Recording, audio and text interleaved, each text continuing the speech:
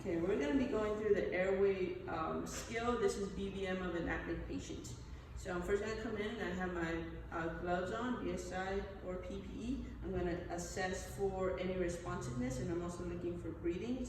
Are you okay? Okay, your patient is apneic and unresponsive. Okay, so I'm going to have to ventilate this patient. I'm going to call for EMS assistance, and I'm going to open up the airway and check for a pulse.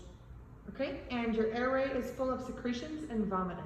Okay, so I'm going to have to suction out my patient. I'm going to gather my equipment. So again, I'm going to get my suction here. Got it hooked up to my vacuum, making sure it's going to the patient.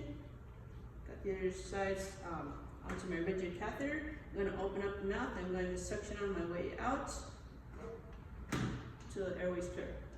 Okay, and your mouth and oral pharynx are clear. Okay. And I forgot to tell you before, you had a weak carotid pulse of 60.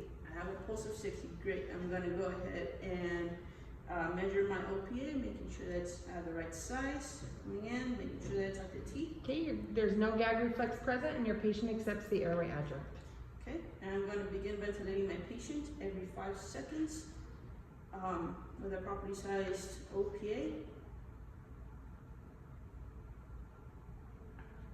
I'm going to connect this to oxygen for at least 15 liters per minute. Okay, and ventilation is being performed without difficulty. I'm going to go ahead and reassess for a pulse.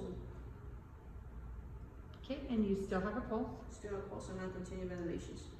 Okay, how do you know if you're delivering appropriate volumes with each ventilation?